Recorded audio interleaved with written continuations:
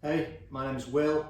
I've been riding this Zerode Katipo out in New Zealand for 5 weeks, and I'm going to be doing a review on the bike for AstonMTB. So everyone who's interested in what this was like to ride, what it's like to live with, and potentially what it's like to buy one of these bikes, watch the videos and there'll be lots of interesting information for everyone. This is the full 29 enduro bike from Zerode.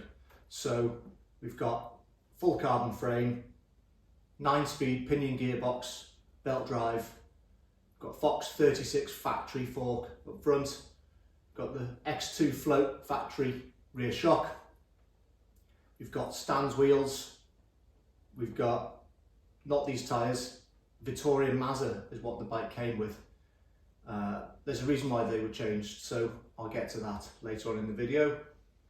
Bike yoke dropper, fun bar and stem, and the more interesting thing on the bike is it has Zerode Katipo brakes, which is a niche New Zealand brand, and they replaced the code RS's which did come on the bike originally. This was an upgrade that you can do from the factory. You can spec the bike with different parts. So that was the only upgrade, and we decided to go for those. And I say I just turned up in New Zealand and Paul had spec'd it and I'd never heard of them before I arrived. So quite pleasantly surprised that I didn't have to ride with code RS's, which were the other brake that were on the website on the spec there. So first impressions, well, I think it's a bit of a looker. Really impressed with the frame, really impressed with the quality and the detail, how the gearbox is integrated into it. It looks very fancy in person as well. The proportions seem right. I didn't want to look at the spec list to see any of the angles or any of the sizes. We did spec, the only angle I knew, or the only measurement I knew before getting the bike was the reach. So the reach is 475, and that's the only thing I knew. And what I wanted to do was ride the bike a few times before thinking what I thought of the rest of the bike in terms of what the head angle was, what the bottom bracket height was, what all of the chainstay length was, for example, so I didn't just get lost in the numbers and that affect my opinion on how the bike rode. So I was very excited to try this. I rode it everywhere in New Zealand, from Christchurch to Nelson and all of the places surrounding, and then ended up with a big stint in Queenstown at the end. So I've certainly given it a hard time. First ride impressions. So the first time I took the bike out, only did a small ride, quite a lot of climbing, not too much descending, some flow trails. It was very surprising at first to feel that I didn't feel any drag from the belt drive. I was kind of under the impression that it was going to feel really draggy going uphill, and it just didn't. I rode with my friend who had a Santa Cruz Nomad, and it didn't feel any different to that. We swapped bikes on the climb, and it climbed certainly as well as that, or my enduro bike that I've got back home, which is a specialised enduro. So I was pleasantly surprised by how it climbed, and it was extremely silent. So that was certainly very nice. I knew it was going to be quiet with the belt drive, but yeah, it was lovely.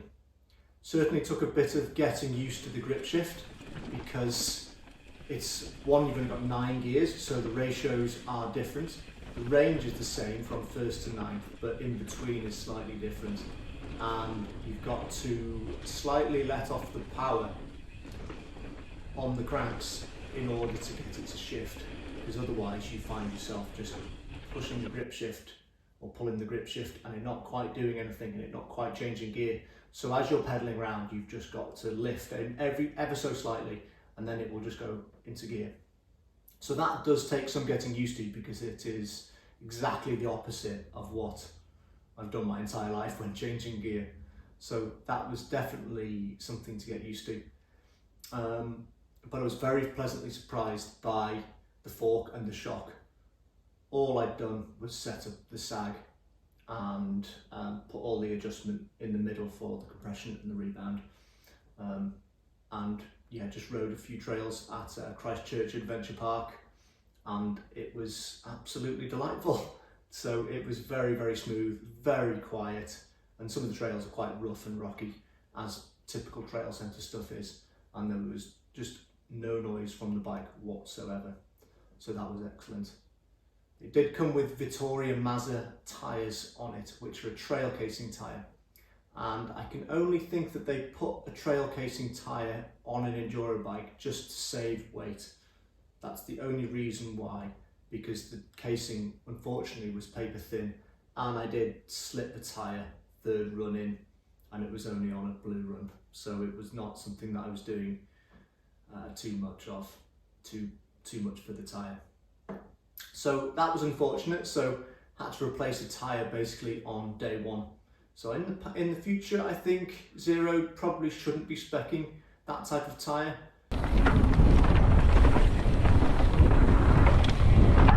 Oh!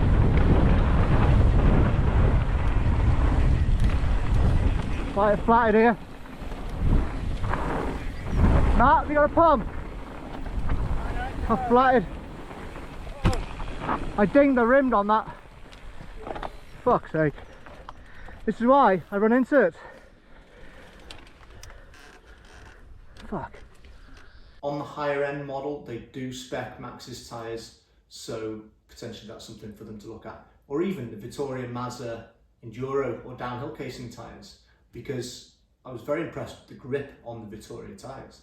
It was just the fact that the casing was not up to it. So that was a bit of a shame, and put my first day's ride back and put a downer on it basically a little bit there, as anyone hates tyre problems. I really hate having any tyre problems whatsoever.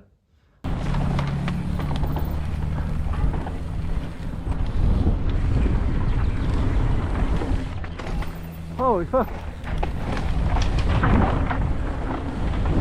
Yes mate. Sick. What a roller.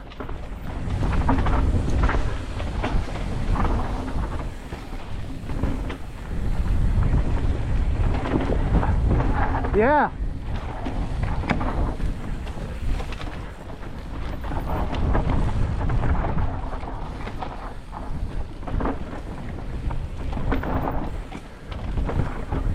So dusty.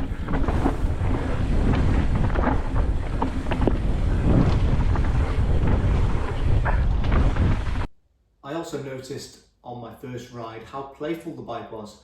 As we were in a bike park situation, there's quite a few jumps, and the bike felt extremely playful and extremely well balanced over the jumps. And I was really impressed with this. It wasn't something I'd thought I'd noticed, but the balance between the front and the rear, because you don't have any of the weight over the rear axle with the mech and the heavy cassette and things that are normally associated with regular derailleur bikes. You don't have that there. The bike felt really sort of adjustable in the air. It felt really well balanced. Certainly didn't feel heavy particularly. This is only slightly heavier than a regular enduro bike, with the gearbox being in the centre of the bike, but that means that the weight distribution is in the centre of the bike and really low down. So that really helps with jumping, and I was really, really impressed with it. So that was the first impression that did not change throughout the entire trip. Anywhere where there was fun, flow trails, jumps, it rode absolutely brilliantly. So that was definitely the highlight of the first ride. Oh, sick! Thanks for watching, everyone. Check out the next video for more information about the bike, and please check out AstonMTB.com.